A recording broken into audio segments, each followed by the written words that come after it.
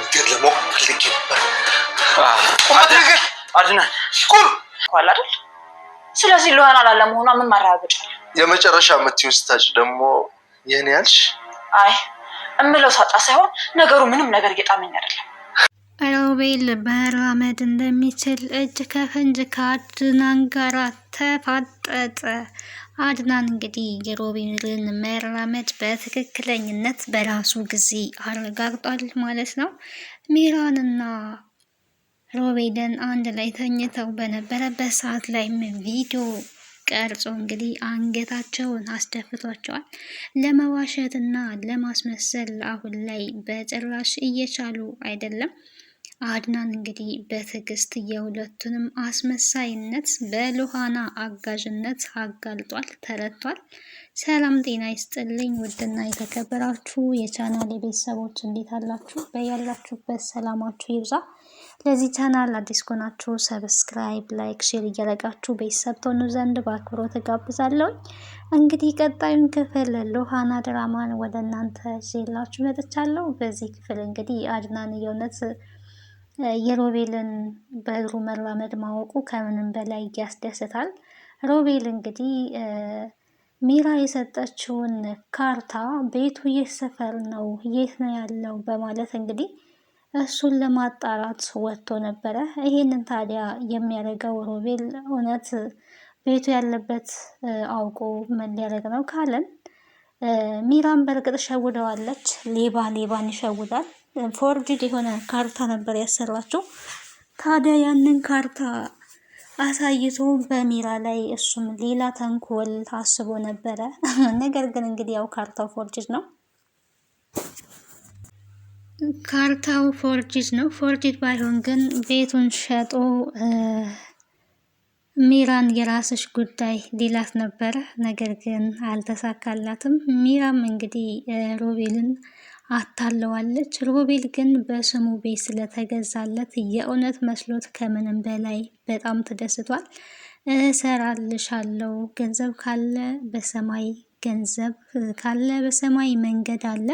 ከዚህ በኋላ ሉሃናን አግብቼ ለብቻዬ ነው የምኖረው። ሉሃናም ገንዘብ እንዳለኝ ካወቀች ከኔ ጋራ ትሆናለች እያለ እንግዲህ የወንድሙን ሚስት ሳያማግጥ እንዳልቆየ አሁንም ደግሞ ወደ ሉሃና እንግዲህ ዞሯል። ከዚህ ጋር እንግዲህ ግብ ውስጥ ገብተዋል ከአድናን ጋር። ሉሃናን እኔ አንተ ሳታፈቅራት ቀድሜ ያፈቀርኳት እኔ ነኝ፣ ሉሃናም ደግሞ ትወደኛለች፣ ያንተ ሚስት ሚራ ናት፣ ስለዚህ ከሚራ ጋር መኖር አለብክ፣ ሉሃናን ለእኔ ልቀቅልኝ እያለ እንግዲህ አፋውቶ ይናገራል። ታዲያ አድናን በጥፊ የመታው ይገኛል ማለት ነው ወንድሙ ሮቤልን። ሉሃና እንግዲህ በጣም የምትወደው የምታፈቅረው አድናንን ነው።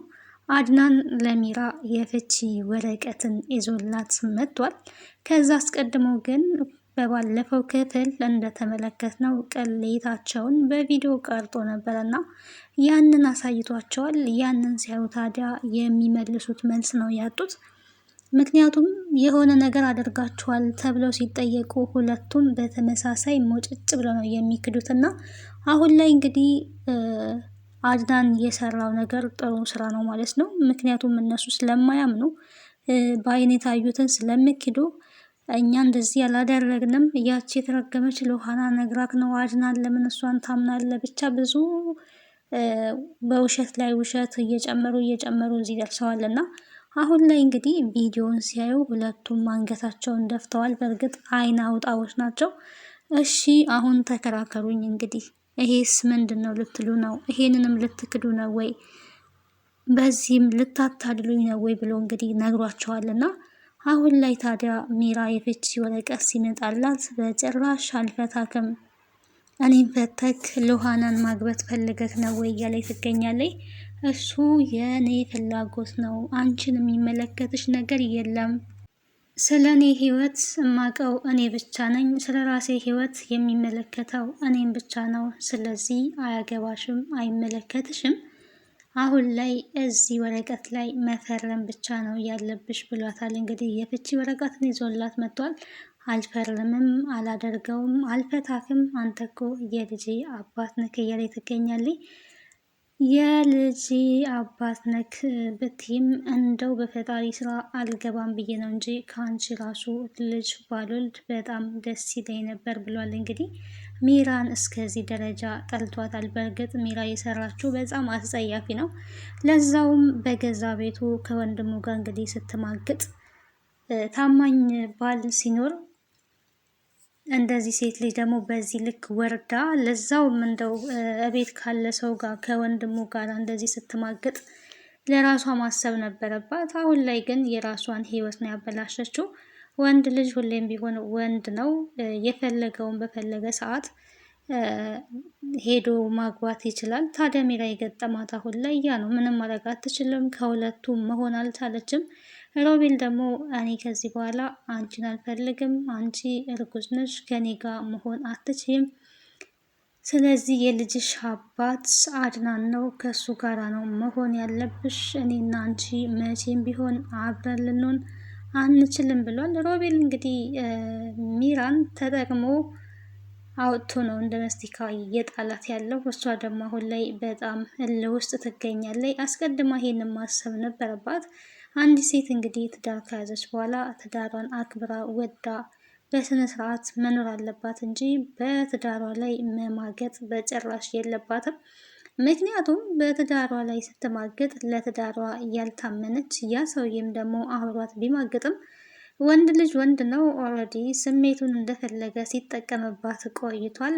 በስተ መጨረሻ እንግዲህ አልፈልግሽም፣ አንቺ የአድናን ሚስት ነሽ፣ ስለዚህ በዛ ላይ ነፍሰ ጡር ነሽ፣ በጭራሽ ነው የማልፈልግሽ ነው ያላት። ለምንድን ነው ግን እንደዚህ የምትጠላኝ? እኔ ወድሃለሁ፣ ከአንተ ተለይቼ መኖር አልችልም ነው ስትል የተሰማውና እሱ ያንቺ አመለካከት ነው፣ ከኔ ጋር በጭራሽ ልትሆኝ አትችም ብሏታልና እና አሁን ላይ ሚራ ሁለቱንም አታለች። ትዳሩን ብታከብር ኖሮ ይሄ ሁሉ ነገር አይመጣባትም ነበረ። አሁን ላይ ከአድናን በበለጠ ወንድሙ ሮቤልን ብትወድም ብታፈቅርም ሮቤል መጠቀሚያን ያደረጋት። መቼስ የወንድሙ ሚስት ለወንድሙን ለመበቀል ሲል እንደፈለገ እንዳሻንጉሊት ሲጫወትባት ቆይቷል። መጨረሻዋ እንግዲህ እንደዚህ ባዶዋን መቅረት ነው። አንዳንዴ የተሰጠውን ሰው የተሰጠውን ካላከበረ፣ የተሰጠውን አጥብቆ ካልያዘ ያንን የያዘውን ነገር በድንገት ያጠዋል። አድናን እንግዲህ ታማኝ ባል ነው። እዛ ቤት እንግዲህ ሚራና ሮቤል ይህን ሁሉ ነገር ሲያደርጉበት እንኳን አንድ ቀንም ጠርጥሮ አያውቅም። መቼስ ከወንድሙ ጋር ሚስቴ ትማግጣለች ብሎ የሚያስብ ሰው አይኖርም። በኖርማል አስተሳሰብ ምንም አያሳስብም እና ሲነገረው እንኳን ሉሃና እነሱ የሚሰሩት ተግባር በጣም አስጸያፊ ነው ብላ ሉሃና ስትናገር እንኳን ሉሃናን በጥፊ መቷት ነበረ ከዚህ በፊት እንደምናስታውሰው ማለት ነው። ታዲያ በገዛ አይኑ ሲመለከት ግን ልቡ በጣም ነው የተሰበረው፣ ቅስሙ ተሰብሯል። በጣም የሚያምን ሰው ካየና ከወሰነ ደግሞ ልክ እንዳድናን እንደዚህ ነው። የዋሆች አይተው ታግሰው ውሳኔ ላይ ሲደርሱ ውሳኔያቸው በጣም ቁርጥ ያለ ነው። የአድናን ውሳኔ እንግዲህ ይሄ ሆኗል። ሚራ ትፈርማለች ወይስ አትፈርምም የሚለው እንግዲህ የመፈረም ግዴታ አለባት። ካልፈረመች ደግሞ ቪዲዮ ስለተያዘባት ይሄንን ቪዲዮ ወስጄ አጋልጥሻለሁ፣ ብትፈርሚ ይሻላል። የልጄና ስለሆንሽ ለአንቺ ክብር ብዬ ነው ይሄንን ያደረኩት እንጂ ቪዲዮውን ሄጄ ለህግ ብሰጥ ባዶሽን ትቀሪያለሽ ብሏታል። እውነትም አድናን አስተዋይ ነው። የልጁ እናት ስለሆነች እንግዲህ ልጁን በሆዷ ስለያዘች ይሄንን በማሰብ እቤት እንድትቀመጥ እንደዚሁም ደግሞ ከሉሃና ጋር እንግዲህ እንደሚጋቡ አሁን ላይ እየተነጋገሩ ይገኛሉ። እስከምትወልድ ደግሞ እዛ ቤት እንድትቀመጥ ፈቅዶላታል። ይሄንን ያደረገው ለልጁ ብሎ ነው። ባለጌነሽ ከነ ልጅሽ የራስሽ ጉዳይ ሂጂ አላላትም እና በጣም ጥሩ ስራ ነው የሰራው። በዚህ ደግሞ ለልጁ ብሎ ዋጋ እየከፈለ ይገኛል ማለት ነው። ሮቤል እንግዲህ እሱም በራሱ መንገድ ሚራን እያጭበረበረ መስሎታል። ግን በጣም እየተጭበረበረ ያለው እሱ ነው ማለት ነው። እንግዲህ ካርታው ፌክ እንደሆነ ሲያቅ ምን ሊሰማው እንደሚችል መገመት በጣም ከምንም በላይ ከባድ ነው። በጣም ይናደዳል። ሚራ ሰርታለታለች ማለት ነው። ይመቻት። አንዳንዴ እሾህን በሾህ ነው። ምክንያቱም እሱ እየጎዳት ህይወቷን እያመሰቃቀለ ስለሆነ በዛ ላይ ደግሞ እየተጫወተባት ነው። ከባሏ እንደዚህ ካለያያት ካፋታት በኋላ እንኳን ከእሷ ጋር ሊሆን አልፈቀደም። እሱ የሚፈልገው ገንዘብና ገንዘብ ነበረ። ስለዚህ እሷ ደግሞ ገንዘብ እየሰጠች እየመሰለች በገንዘብ ጥቅመኛ እንደሆነ ምን ያህል ገንዘብ ወዳድ እንደሆነ ከእሷ ይልቅ ለገንዘብ ፍቅር እንዳለው አሁን ላይ ሚራ በደንብ ተረድታለች። ምክንያቱም አይተዋለች። ቢያንስ ትኬት ቆርጧል ጥሏት ሊወጣ ከሀገር። ያን ስትነቃበት እንኳን ምንድን ነው ያላት? እኔ አንቺን ጥዬ መሄድ ፈልጌ አይደለም። እኔ ያሰብኩት እኔ ከሄድኩኝ በኋላ እንድትመጪ ፈልጌ ነው። አስቦት እንግዲህ። ሲቀጥል ደግሞ ገንዘብ ያለውን ገንዘብ ወደ እኔ አካውንት አዘዋወሪና ስለ ትኬቱ ስለ ፓስፖርቱ ልጨርስና ከዚህ እንሂድ ነበረ እያላት የነበረው። ይህን ሁሉ ታዲያ የሚለው ገንዘቡን ወደ እሱ ካስተላለፈች በኋላ ከዛ በኋላ እሱ የራሱን አላማ አሳክቶ ጥሏት ሊሄድ ነበረ። ግን እዚህ ጋር ነቅታለች ማለት ነው። በትንሹም ቢሆን እንግዲህ ብዙ ነገሮች ከተበላሹ በኋላ ከረፈደም ቢሆን ነቅታለች። አጭበርብረዋለች።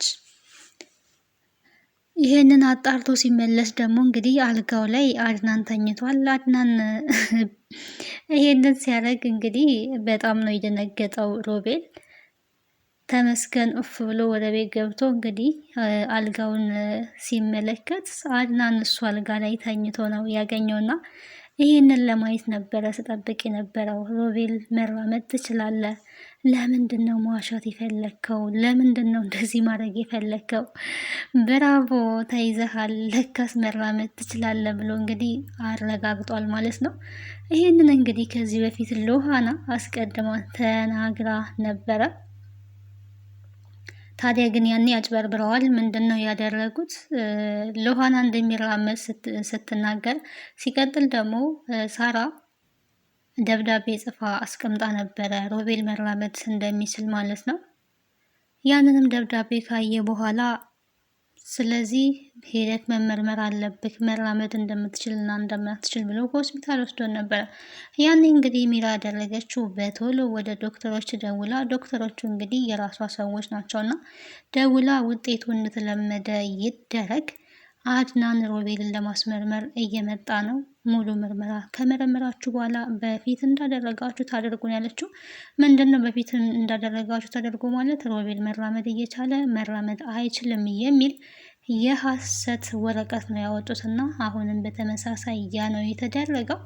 ታዲያ ሮቤል መራመድ እየቻለ ወንድሙን ሲዋሽና ሲያጭበረበር ቆይቶ ነበር። ከዛ በኋላ ሚራ ሲከዳት ምንድን ያደረገችው? ለተወሰነ ጊዜ እንዳይንቀሳቀስ አድርጋው ነበር። በዛም በጣም ተናዶ ነበር።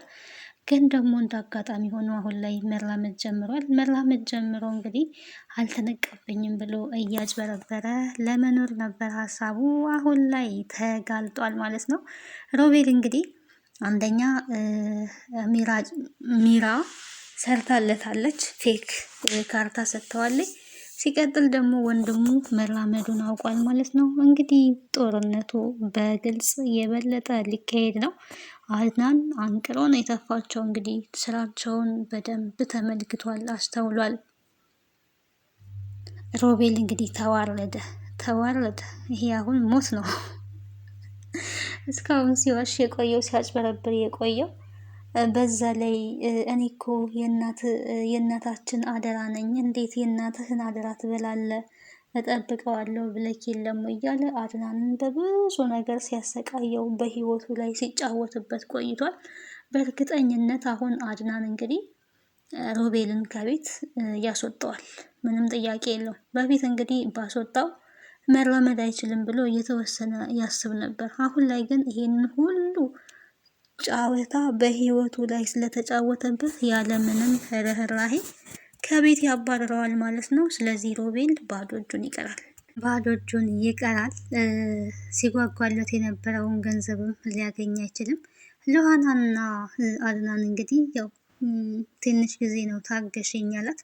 ከዛ በኋላ አንድ ላይ ይሆናሉ። ሁለቱ እንግዲህ በጣም መልካሞች ናቸው። ሉሃናም በጣም አስተዋይ፣ ጠንካራ፣ ነገሮችን በእርጋታ የምታደርግ የተረጋጋች ሴት ናት። ሚራና እሷን እንግዲህ አንድ ላይ ማነጻጸር ሰማይና ምድር በሉት ርቀታቸው ያላቸው ርቀት። እችኛዋ አስመሳይ፣ ቀጣፊ፣ ውሸታም ናት። እችኛዋ ደግሞ ለህሊናዋ የምትኖር ናት። ልክ አድናንም ውሸት ላይ የማይተባበር በጣም የዋ ነው። አሁን እንግዲህ ሉሃና ስትጨምር ደግሞ አስቡ፣ ከምንም በላይ ህይወታቸው የተስተካከለ ነው የሚሆነው ማለት ነው። ቀጣዩ ክፍል ምን ይሆናል የሚለውን አብረን የምናይ ይሆናል። ስለነበረን ቆይታ አመሰግናለሁ። ቤተሰብ ያልሆናችሁ ቤተሰብ ሁኑ። ሀሳብና አስተያየታችሁን በኮሜንት አስቀምጡልኝ። ከሉሃና ድራማ ምን ተማራችሁ? እንግዲህ ሉሃና አስተማሪና ተወዳጅ ድራማ ነው። ተንኮለኞች በስተመጨረሻ እንደዚህ እንደሚጋለጡ እንመለከትበታለን።